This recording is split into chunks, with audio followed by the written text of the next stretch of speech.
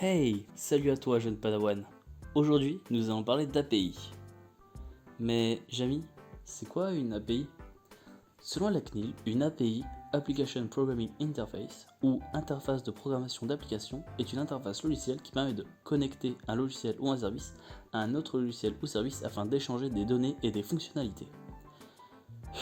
Bon, on est d'accord, vu comme ça, c'est très chiant. Alors laissez-nous 3 minutes pour vous expliquer plus simplement ce que c'est. Pour faire simple, c'est un bout de code développé destiné à être mis sur le marché pour être utilisé partiellement ou en totalité par d'autres développeurs. Vous voyez ça, par exemple? C'est l'API de GoToFi, utilisée sur une application de trajet afin de profiter des deux applications intuitivement et simplement. Nous allons maintenant prendre un exemple pour illustrer le fonctionnement d'une API, notamment un paiement avec un gamer qui veut s'acheter un jeu sur Spim. Mais c'est une belle promo là. Bon allez, ça va partir sur un petit achat. Ici, on voit que Spim peut faire appel à divers services de paiement via leurs API. Bon, on va passer sur PayPay, flemme d'aller chercher la carte bleue. Ok les gars, il a choisi PayPay, va falloir préparer la requête pour leur API. Toi, viens là.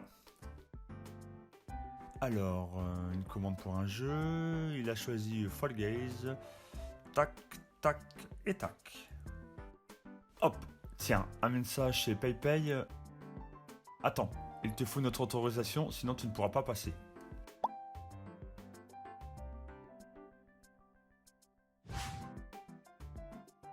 En effet, sur la plupart des API, il faut une clé d'API fournie par celui qui l'a faite pour pouvoir l'utiliser.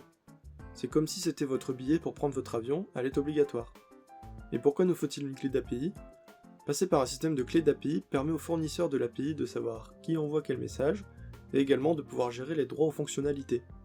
On a donc des clés qui nous donneront plus de droits que d'autres. C'est comme les différentes classes dans un avion, une place en première classe nous donnera plus d'avantages qu'une place en classe économique.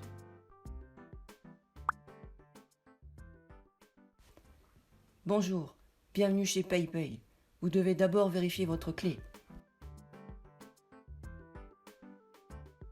Notre clé d'API doit donc être valide pour être traitée par l'API, sinon notre message sera comme celui-ci, jeté dans le néant.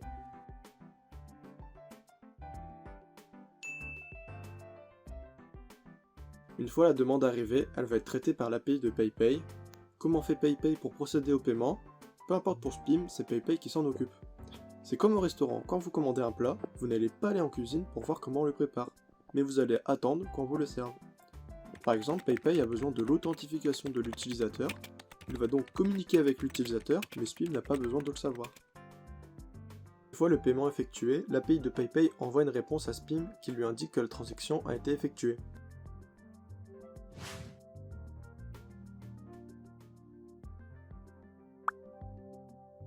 Spim peut alors finaliser la commande et donner son jeu à notre joueur. Vraiment génial et très rapide ce paiement par PayPay. Je peux maintenant passer 6 heures enfermé dans le noir et à jouer à ce jeu super sympa. Let's go! Mais alors, quels sont les enjeux des API? Ils sont économiques et temporels. Utiliser des API simplifie grandement le développement d'applications, car il n'y a pas besoin de recoder des fonctionnalités déjà existantes, ce qui permet de gagner du temps et donc de l'argent. L'API et sa documentation sont rémunérés pour leur utilisation, ce qui permet aux fournisseurs d'avoir des revenus supplémentaires. On retrouve donc un caractère gagnant-gagnant entre le consommateur et le fournisseur. Mais les API, c'est génial en fait. C'est bien joli tout ça, mais dans l'idée, comment ça se développe? Eh bien, il existe différentes façons de programmer ces API, et elles dépendent toutes de ce qu'on souhaite en faire. On pourrait citer les architectures SOAP ou RCP, mais la plus répandue d'entre elles, c'est l'API REST. Elle se base sur le protocole HTTP et sur des requêtes entre le client et le serveur, comme une sorte de match de ping-pong. Mais ça, ce sera le sujet de notre prochaine vidéo. Merci d'avoir suivi et à la prochaine!